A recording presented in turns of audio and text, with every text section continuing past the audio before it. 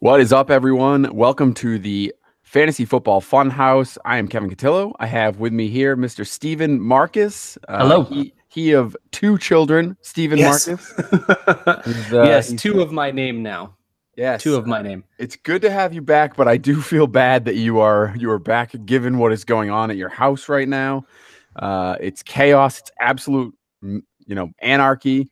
Yeah, And I feel bad for your wife because she seems like a very pleasant person. I have very little patience to feel bad for you, but that's fair. in general, I feel bad for her. So we're gonna bust through this podcast because you have to get back to whether it be a screaming newborn or a needy 4-year-old, 5-year-old now. 5-year-old 5 years now. old. Yes, I know. 5-year-old. So you got some stuff to take care of. So we are gonna breeze through tonight. You will notice that there is no Sal Lito. At least we don't think he's coming. He could. That's true. He could surprise us. He very may well show up. Last time he surprised us, he was with Matthew Berry. So I think we should let him know that if he's going to surprise us, he should do that. That's true. It should be with somebody of Matthew Berry's fame. That's right. And that's hard to do. That's true. That's hard to do. That's true. Where is Sal anyway? Is he writing for Fanball? Is he standing us up to write for Fanball? Currently writing for Fanball while preparing to be on national Sirius XM radio again. If you can go check out his writer's page or author's page, as he likes to call it, on fanball.com. But for now, you're stuck with the two of us, and I think we're going to do a good job. We're going to go through all the games. Actually, we're going to talk about players tonight. We're going to do something a little different. Normally, we talk about the games and we do a preview, but since it's a Friday and you're probably hearing this on Saturday, that we're gonna actually go through players and talk about the players, and we'll kind of go through the games as we do that. But that's how we're gonna do things tonight. But we can't start the show with anything but the big news. Yes, the seemingly odd choice for the Jaguars to trade for Carlos Hyde from the Browns. They give up, I think it was a 5th-round pick, is what I saw, for compensation. Yep. They get Carlos Hyde in return, who oddly will not even start this weekend. Yeah. One weekend they actually Fournette is out. TJ Yeldon is banged up. So it makes sense that they make the move to get Hyde, but they won't have him for this week. They're on a bye in week 9, I believe. Yeah. And so they're expecting Fournette to be back after the bye. So they're really only going to get one game out of Hyde. Would you give up weird. Would you give up a 5th-round pick for one game? And unless they have some plan to utilize him after Fournette gets back. I mean, Fournette has missed all but 2 quarters of this season. He has not played very much in this 2018 year. And so if you think that maybe once Fournette comes back, they split carries a little more often, they use Hyde to take some of the workload off of Fournette, then yeah, I could see that working. But what that ultimately does for fantasy is that it ruins Fournette's value and Carlos Hyde's value and TJ Yeldon's value. All three of these guys that have been, at different points of time, except for Fournette, who's missed a lot of time, all of them basically become, dart throws, and you hope they get the touchdown that week whenever they are all on the field. So it's very weird that they basically gave up the 5th-round pick to use him for one full game. And but I don't hate it.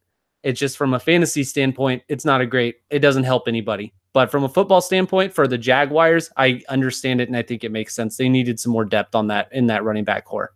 Yeah, I mean, I guess the idea is there's still a team with theoretically football aspiration or Super Bowl aspirations, even though they've struggled the last couple of weeks. And but they still see themselves as a playoff team and a hopefully deep into the playoffs and into the Super Bowl team. They need someone to back up Fournette, even if he does come back, because he's shown he can't stay on the field. So I guess I get the move. It's only a 5th-round pick, and you roll the dice, and at the very least you have a 3-headed monster and going forward, and that's fine for them, not great for us.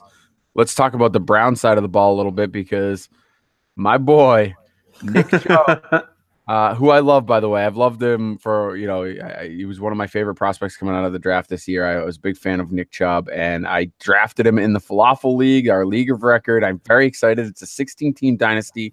Running backs are an absolute premium. Am I now justified in using what I think was like a 5th-round pick at the time on him? I don't know. 5th round is still a little high, but I mean, you are aware it's a 16-team, 3-keeper league, right? So that's yes, so really values are all skewed. I'm yeah, pretty sure Royce Freeman was a first round pick this year. So just to give you right. a little bit of Yes. a of understanding of context there. But yeah, I mean, getting him in the 5th round, it'll be interesting to see. You have to also trust that Hugh Jackson is going to use him correctly and not Mhm. just automatically flip and go to Duke Johnson the entire time, which it seems like this first week out of the gate, a lot of people are saying that he might be the guy that gets most of the run, but I can still see Chubb getting a good, healthy, 10 to 12 carries this very first week. And then that increasing as, based on who's doing better.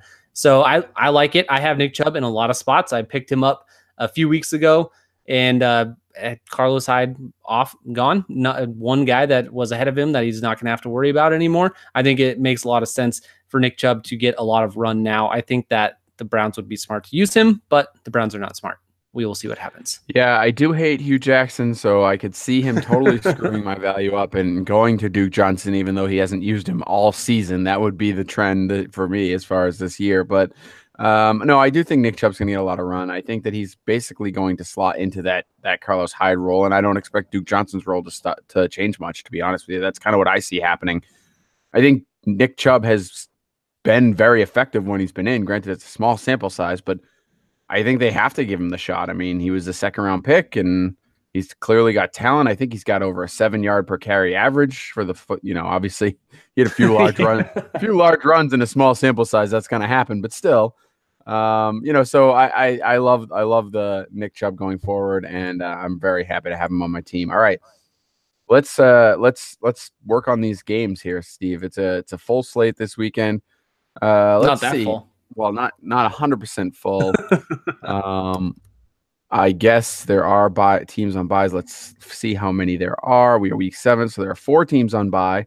The Packers, Raiders, Seahawks, and Steelers. So make sure to get those guys out of your lineup.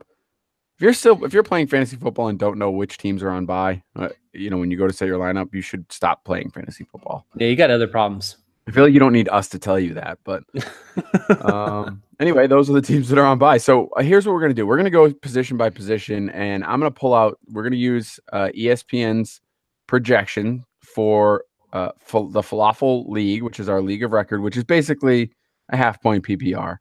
Yes. Nothing too special about that. No, you're the commissioner. We know you don't have any creativity, so that is correct. It's really just as basic as you could possibly be.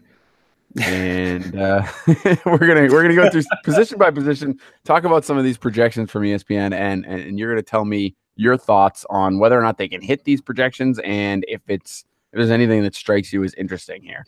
All right. So, starting with quarterbacks, we're gonna start off right away at the top. Patrick Mahomes going up against Cincinnati, who has been a relatively, decent defense. Is projected to get 21.1 points. He is almost 2 full points higher than the next highest projection, which is Matt Ryan. Is he going to continue this run, Steve, and dominate again? Yeah, I don't see why not. I don't know how you could project him for anything less than, 20 plus points a week with how he throws the ball, the way that offense works. They take deep shots quite often. They've got Tyreek Hill, one of the fastest guys in the game, gets open downfield all the time. And they're going up against the Cincinnati Bengals, who in the last 5 weeks, they rank in the bottom, or they are 7th worst overall against quarterbacks in fantasy scoring. They've given up 9 passing touchdowns. So I don't see why Patrick Mahomes would have any problem throwing all over Cincinnati. They also that is a Sunday night game, prime time, which means prime time Andy Dalton. And all of these Kansas City games are going to be shootouts because their defense is so bad, and Pat Mahomes runs that offense. They don't really run the ball very often anymore, or they don't run it with as much effectiveness as they had in the past or as much volume. So yeah, I don't see how you could project him for anything lower than that. I would give the over on Patrick Mahomes this weekend against the Bengals.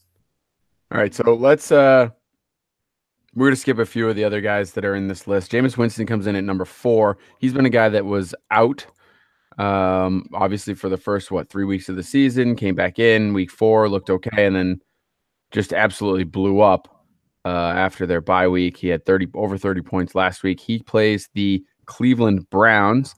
the Cleveland Browns, currently ranking where are they on this list? 22nd in fantasy most fantasy points for to giving up to quarterbacks. So decent defense against the quarterback. He's projected to get 18.7, which is, like I said, puts him in fourth place in the rankings here for ESPN.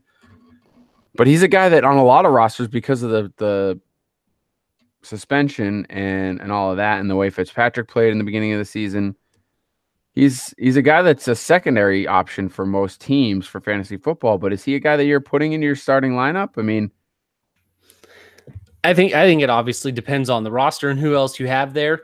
I think a good question, like I had Jameis Winston last week and used him as a bye week fill-in for Drew Brees. So let me flip it back on you, Kevin, and say you have Drew Brees going up against the Ravens in Baltimore this week, or you have Tampa Bay playing against the Browns, like you said. Who would you think is going to have the better fantasy game there of those two?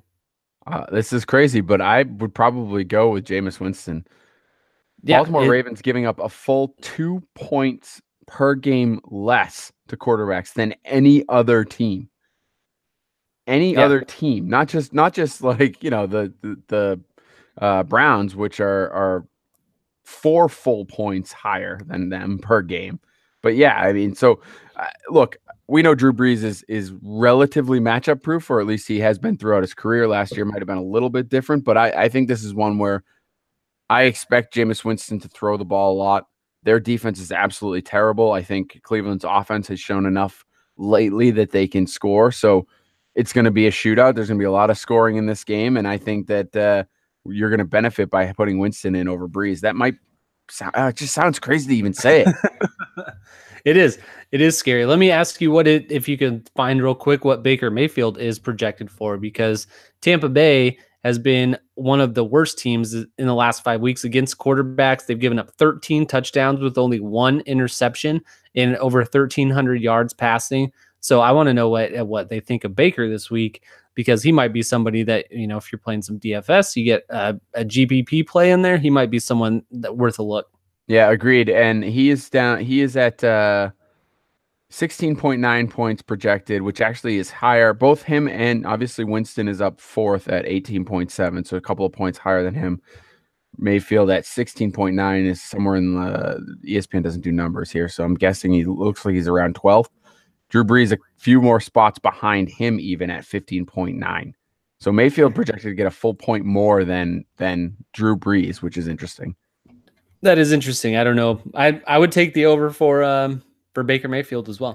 If you had Baker Mayfield and Drew Brees, could you actually put Baker Mayfield in your lineup instead of Drew Brees? I couldn't. You can't do it, right? No, I can't. I'm not that strong. I'm a weak person. Yeah, I'm certainly stronger than you, but I'm not strong enough to do that. I don't know that I have the guts to do that. Look, you have to be heartless in fantasy football, but that's just such a hard move to make. And kudos to anyone that's willing to do it. Here's another guy I want to ask you about. Tom Brady. Obviously Yep. You ever hear of him? Nah. No? New guy, right? New guy. Yeah, he's very young, hasn't been in the league very much, really no resume to speak of. All right. Projected to get 15.8, so he's a couple of spots behind even Drew Brees, going up against the Chicago defense, who have been very good. Not as great against quarterbacks as they have been against everything else. We know about their running defense, which has been phenomenal this year, but they're giving up the 11th most points to quarterback, and yet we just saw what Brady did, against the Chiefs, which granted is a terrible defense. But all the way down there at 15, less than 16 points. Is that are you buying that? Would you bench Brady? I would not bench Brady. Not for someone like Baker Mayfield. No, I would not be someone like Alex. No, not Alex Smith. Eli Manning is ahead of ahead of Tom Brady. Now, granted, he's playing Atlanta. Yeah, so he's got a great matchup. But still, I don't think I could. I don't think I could. Based if all I can use is my straw man argument of look what happened last week. Look what Brock Osweiler was able to do to this defense last week. And we know that Tom Brady is a bit better than Brock Osweiler. Khalil Mack banged up all week, didn't practice. I'm not even sure if he got in a final practice on Friday. He did get in one. Okay. So he's probably going to play. Expected to play, but didn't look great last week. So No. So this is everyone knows the way to beat Tom Brady, get pressure on him. This defense can absolutely do that. I think that they can probably have some success doing that even without Khalil Mack. And so I do think that Tom Brady is in for a lower point total, but I don't think I'm going to bench him. You don't bench Tom Brady. You put him in there. You roll him out there because if there's someone that can take advantage of any defense, it is someone like Tom Brady. So I think the point total might be a little bit low. I would expect it to be a little lower than average, but I think he can beat that one. all right, we're gonna move along because quarterbacks, whatever. We've talked enough about quarterbacks for the week. They're actually all, interestingly enough, they're all relatively close in points. I know I just talked about the variances and by a few points in all of them, but you're talking about the first to the worst is maybe 5-6 points on projections. So, and there's a reason for that. Quarterbacks just very, very deep this year. So, yes. All right, let's talk about some running backs because I'm curious your thoughts here. Todd Gurley, Saquon Barkley, and Melvin Gordon, in my opinion. Who? And yeah, those guys. In my opinion, are the three, apparent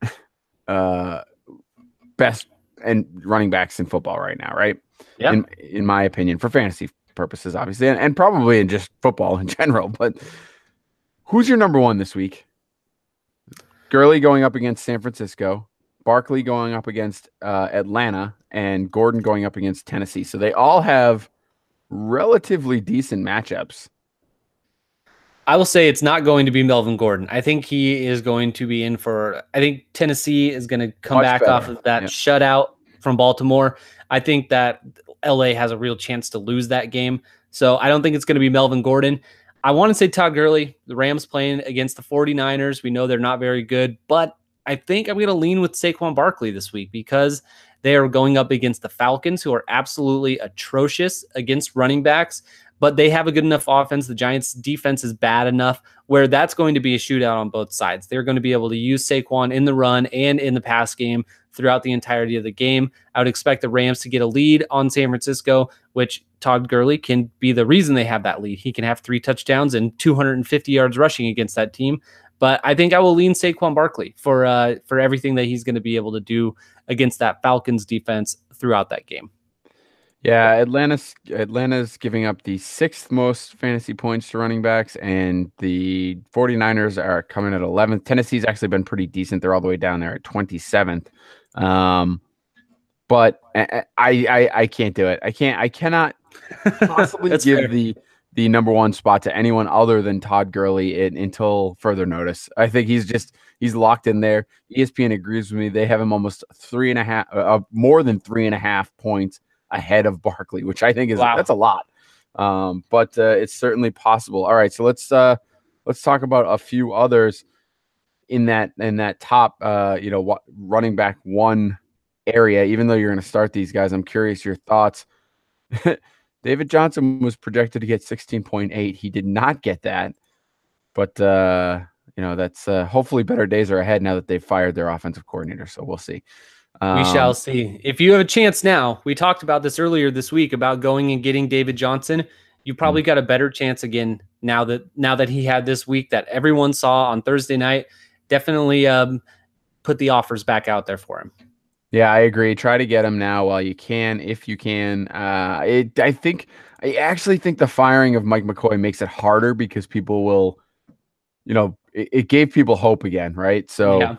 He got a little, the game last night killed his value even more, and then it spiked a little after, when they fired McCoy today, I think. But all right, Kareem Hunt he's been good. Hasn't been great. Had a very good game last week against the Patriots, who also cannot play defense, mostly on the back of 105 receiving yards and a touchdown. But, his highest total before last week was 16.4 in week 3 against, 25 against Denver, but a little up and down other than that, 16.4, and then in the teens everywhere else. He hasn't been the guy we've expected him to be this year. He's projected to get 15.8 in a matchup against Cincinnati, who is giving up the 10th most fantasy points to running backs. So Do you expect him to continue his run from last week and stay above the in the high teens or even the 20s?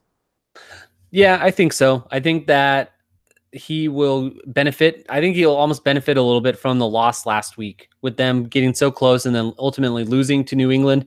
I think that Andy Reid will probably try to make sure that they win this game. It's a primetime game, like we talked about earlier. I think it is going to be very high scoring, but I think that him getting 90 yards and a touchdown is very, very possible for Kareem Hunt. We just saw the type of game that James Conner had against this Cincinnati Bengals defense just a week ago. I think Kareem Hunt is every bit as good as James Conner. So I would absolutely take Kareem Hunt to have a good game this week again.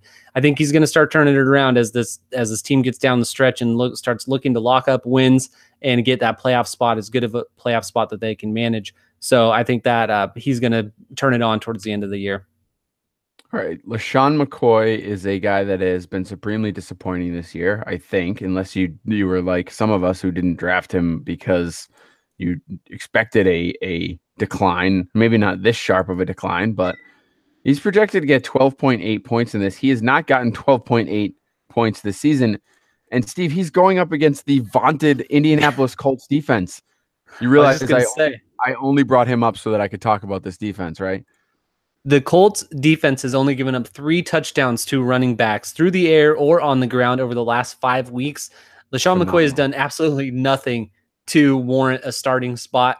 Deep league flex at most for me. I say no. Here's some guys that are going around him. Who are you starting ahead of LaShawn McCoy from these guys? Sony Michel is almost a full point less at 11.9. Yes, obviously I would start him. Adrian Peterson at 11.9 as well. Yes. Yeah, I would. Yep. Mark Ingram at 11.9 as well. Yep. Against Baltimore, we talked about that. Baltimore very good against running backs. Yep. Still. Yep. Okay. I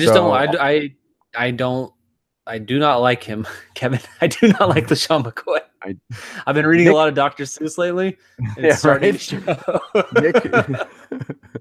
Nick Chubb is projected at 11.8 going up against Tampa Bay, a guy we talked about earlier that now has a significant role. By the way, he was projected to get 2.3 points yesterday. Today he's up to 11.8.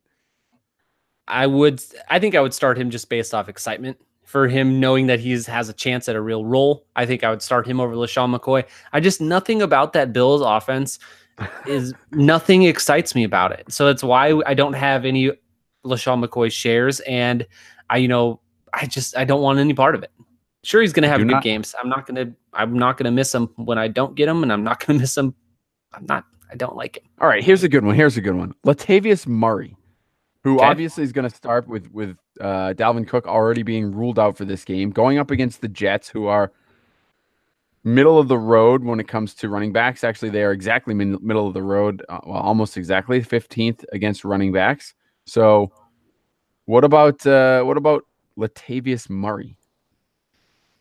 I would start Latavius Murray, but that one's a little closer. That one made me think a little bit. We're getting into that area. What about Kerryon Johnson, projected at 11.2? We're talking a whole 1.6 points projections less here. Projected points less. Yeah, I like Kerryon Johnson this week going up against the Dolphins. Dolphins last 5 weeks, 4th most points given up to running backs, 7 total touchdowns, 516 yards rushing on the ground. That's over 100 yards a game for you kids that aren't very good at math. I would go with Kerryon Johnson there. Interestingly enough, Philip Lindsay was projected at a 11.1. So, and how did he do? How did he do? Okay, he did all right. I guarantee you, LaShawn McCoy is not going to outproduce Philip Lindsay this week. How about that? He got 16.1 points in this league, and I think it's a solid bet that McCoy will finish lower than that. How about you? You agree? I do agree. All right. Here's a couple of guys I want to ask you about. Forget LaShawn McCoy. We can stop talking about him. I know how much you hate him. We need 5 minutes on LaShawn McCoy. I mean, technically, we talked about a bunch of different running backs there, just in the context of how much better they are than LaShawn McCoy at this point. That's true. And also, by the way, it's not LaShawn McCoy. We don't actually hate LaShawn McCoy. That's true. If LaShawn McCoy was on another team, I think he could still be a very productive running back. I agree. Trade Who'd him. have thought Trade him. that? Who'd have thought that Bills, trade Tyrod him. Taylor was the reason LaShawn McCoy was useful? No, that's not true at all. Their offensive Prove it. line is Prove that it's not so true. they lost three guys on their offensive line that were all pros. Yeah, Their offensive line is terrible. That's not going to help. That's for sure. Yeah.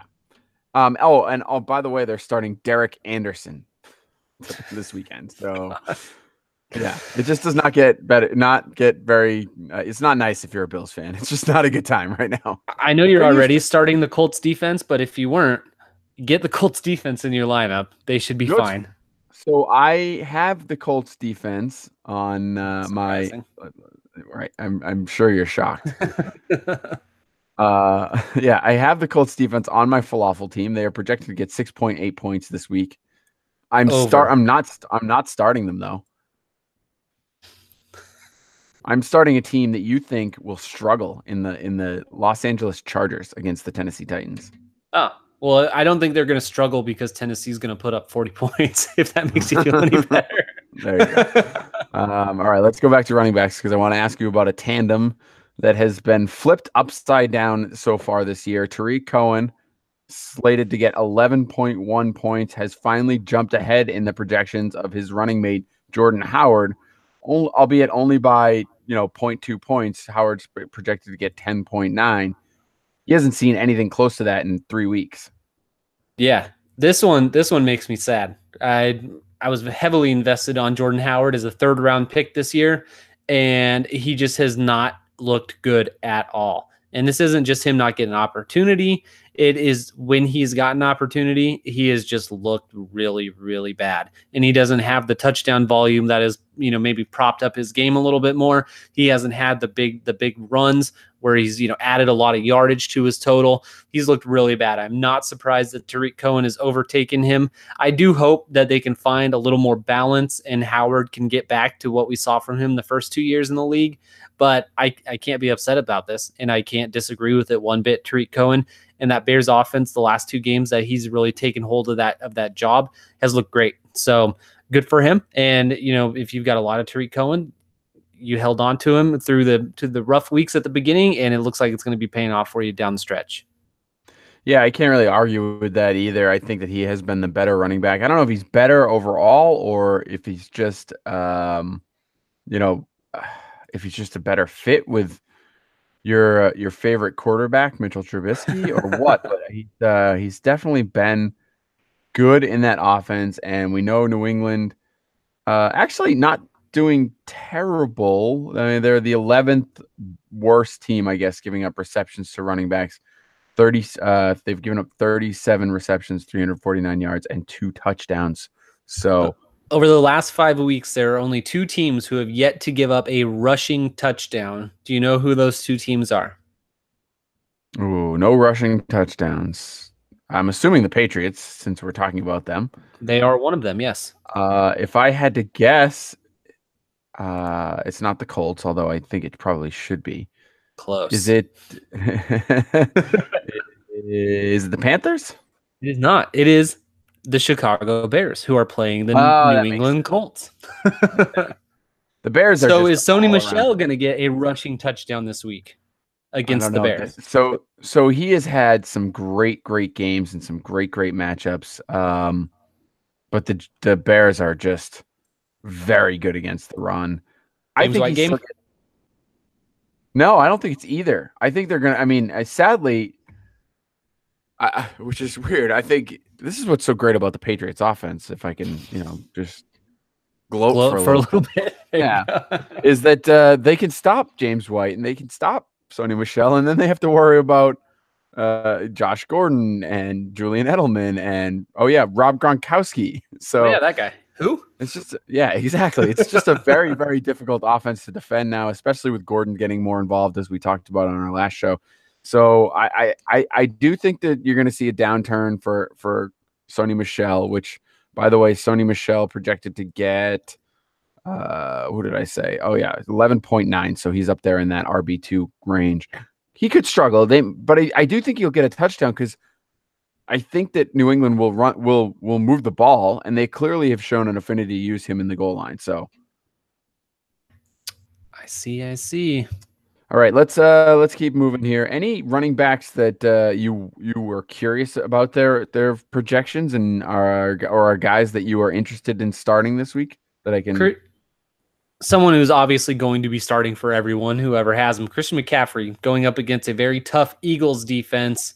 What is he projected at, and what do you think about him? Because the touchdowns have not come at all, because we know Cam Newton likes to hog the ball around the goal line. And so Christian McCaffrey, through I think 6 games, he's only played 5. He's already had his bye week. Only has the 1 touchdown so far this year. What is Christian McCaffrey projected at, and are you starting to get a little worried about him towards going down the stretch towards the end of the year? I'm not worried. Philadelphia Eagles are a very good defense, obviously, but strangely enough, you can pass on them to your running backs. They've given up the 9th most yards through the air to running backs, which tells me that it may not be a Christian McCaffrey getting 28 carries game. It may be a Christian McCaffrey getting 10 receptions game. And that's one of the reasons I think we were all so high on him coming into the season, right? Whatever you give him, that offense with him, he's going to take, right? He can be the receiver or he can be the running back. And I think in this one, you'll see him getting receptions. He's projected at 14.7, so he falls just behind Kareem Hunt and ahead of TJ Yeldon, right around the 10th position. So, I think that's fine. I think that's good for him. I think he'll be right in that range. I think that sounds pretty good. Over the last 5 weeks, the Eagles have given up 37 receptions to running backs. That is second in the league over that time span. Do you know who is first? No. It is Atlanta with 49 receptions. They're almost averaging 10 receptions a game given up to running backs. Saquon Barkley. He's nuts. He's gonna do very good this week. Yes, he is. Strangely enough, Kansas City Chiefs have given up more receiving yards to running backs on less catches and more touchdowns. That is odd. Yeah. Very odd. That's Kansas City for you. Huh? Kansas City Chiefs defense, not good. Not good. Just keep that in mind, people. Not good. All right, let's continue on as I can hear the things falling apart in your house behind you. We need to keep moving. Things are happening there, so we need to keep going. And Adam Thielen comes in at the number 1 projected wide receiver in football. Yeah, we've talked about him and how he may or may not be the best wide receiver in football. You obviously would take him over guys like Odell Beckham and Antonio Brown. No, I'm not there yet, but he is projected to get the most points by a full point over Julio Jones in this one. Will he continue the dominance? Why I can't have any faith in Julio Jones until he finds the end zone. I know he's been so good. He's been so good with the yardage, and he makes the catches, and he does great. But damn it, he doesn't score any touchdowns. I wish Sal was here. It hurts a little. I wish Sal was here, because all of last week I was complaining about Julio Jones, and he's like 2 touchdowns on Sunday, 2 touchdowns. We're sitting in our Voxer chat on Sunday. I'm like, where's Julio? Spelling it with the H or WHO, because I don't know where he is in the end zone. And Sal's just like 2 touchdowns, 2 touchdowns. Doesn't happen. Not happening. So I will take Adam Thielen with his 100 yards and 1 touchdown, seemingly almost every week. And until Julio starts getting into the end zone, I'm not gonna trust him like that. Not like I trust Adam Thielen.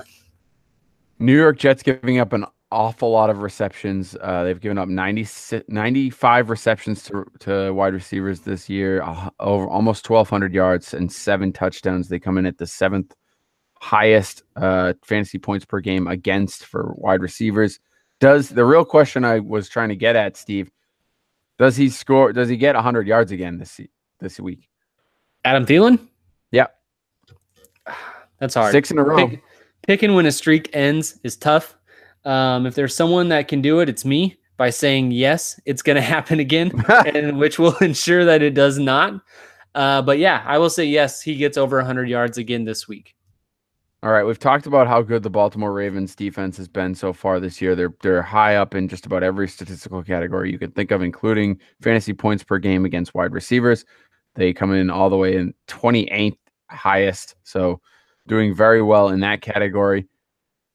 Michael Thomas, who I traded for after week 3, which is apparently the last good week he's going to have this year, is going up against the Baltimore defense, and he is projected to get 13.7. Obviously, you're not taking Michael Thomas out of your lineup, even though we did discuss Drew Brees being, having potential options over him. What are you thinking about Michael Thomas this weekend, particularly when it comes to that 13.7? I think that's pretty solid. I think, oddly enough, it seems like whenever for the Saints, no, regardless of the position, when someone seems to be down, they seem to make it a point to get them involved in the offense and get them going again. We saw it last year with Mark Ingram. Whenever he would have an off game or a bad game, you'd hear people start chirping about Alvin Kamara, rightfully so. But then the next game, Mark Ingram would come back with a big game with a lot of volume, with a couple touchdowns. So I think it's been noticed that Michael Thomas has had a slow few weeks. And although this might not be the most opportune time for him to have a good game, I still think that coupled with Ted Ginn going on IR, Michael Thomas becomes Drew Brees' most trustworthy option at the wide receiver position. And I think that he'll probably get a lot of play. 13 points is 60 yards and a touchdown, or in a few catches if you're in a half-point PPR like we are. I think that's very doable for him, and I would not be surprised to see him have a good game like that. All right, so 3 players on the same team that I am interested in your takes on: Golden Tate, Kenny Golladay, and Marvin Jones. We've seen Marvin Jones just be just about dreadful considering where people were taking him. People were very high on him this year. He's really only had 2 games that were even serviceable, let alone good games. 1 catch for 8 yards. Luckily, it was for a touchdown in week 5 before they went on the bye. Is this offense going to start to look more like we've seen it in the past, or is Kenny Golladay the guy now? He's projected at 11.8, Tate at 12.6, and Jones all the way down at 10.3. Yeah, I think that this is kind of the way that it's going. I think Golladay has kind of taken over that Marvin Jones role. And Marvin Jones, even though he is getting a lot of red zone targets, Kenny Golladay is getting the shots down the field and has definitely been implemented into this offense a little more than I think a lot of people thought that he would, or a lot faster than people thought that he would, especially with Marvin Jones and Golden Tate both being there and healthy as well. I still think Golden Tate's the guy that you want, that you can rely on most from week to week in terms of getting at the targets and the volume that he sees. But for all of these guys, it kind of seems like a headache that I would want to try to avoid. I'm not a huge fan of relying on either one of these passing options, especially this week. Dolphins kind of middle of the pack against wide receivers, but we talked about how bad they are against running backs. So I think Kerryon Johnson might be due for a pretty nice game this week. I wouldn't be putting a ton of faith into those pass catchers, but if you're going to, Golden Tate's the guy I'd want, Kenny Golladay second, and then Marvin Jones would be the last option there. Yeah, I guess that is the way it is. I think I'd actually take Golladay first. I know that the Dolphins come in at 22nd, I think, as far as fantasy points against. So they're, as you mentioned, doing pretty well. I just think that Galladay's the guy. He looks like the better receiver overall. Mm-hmm. He's just, in general, he's just more fluid. He's got more talent. He seems to be running good routes. They're targeting him a decent amount. So I would expect him to get the most action in this one, but it should be an interesting game nonetheless. I would like to see Kerryon Johnson get some more run as well. They don't seem to know how to use their running backs, so hopefully they can start giving it to one guy. For how many years now? How many years has Stafford been there? That's how many years they have not known how to use running back.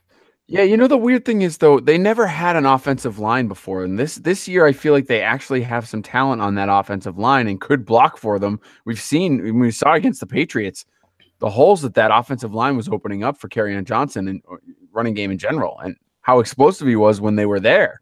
So yeah, that is weird. So they've got a talented offensive line. They've got a talented running back. They've got a talented quarterback, but they don't know how to run the ball. Yeah. It's weird. Very weird. Very weird. T.Y. Hilton looks to make his return. He's projected to get 11.6. Hasn't played in a couple of weeks, but he is going up against the Buffalo Bills.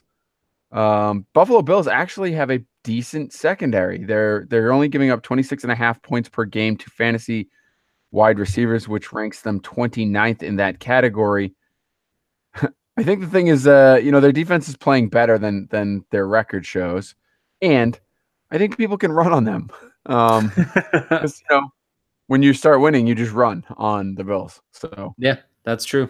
That is true. I like T.Y. Hilton. I think that if he plays, that you get him in there. He seems that, he had the little scare during the week on where he was a full participant on Wednesday. Then he was limited on Thursday. People thought he might have had a setback, but got in a full day's practice on Friday. Looks to be making this return.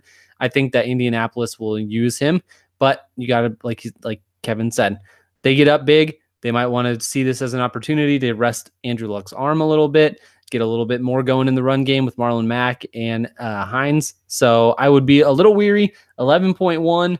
I think that's kind of banking on a touchdown this week, and I'm not sure. I think I would probably take the under, and I would be sitting him where you could. If you can afford to sit him somewhere, you've dealt with him not being there the last couple weeks, I think I would probably look for other options.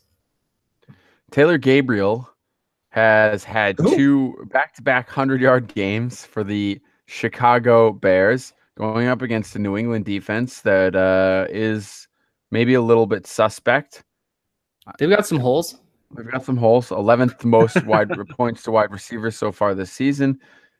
But is this for real? Is he this guy? Are we expecting 100-yard games out of him left and right for the rest of the season? Are you inserting Taylor Gabriel in your starting lineup? And if you are you only doing it until the streak ends? Are you just playing the streak, or are you expect him to be good for the rest of the year? That is a tough one. I can't say that I'm necessarily there yet, although Allen Robinson, also of the Chicago Bears, banged up, dealing with a groin injury, I believe that is. And so if he does play, he's going to be less than 100%, which might mean pretty good things for Taylor Gabriel this week.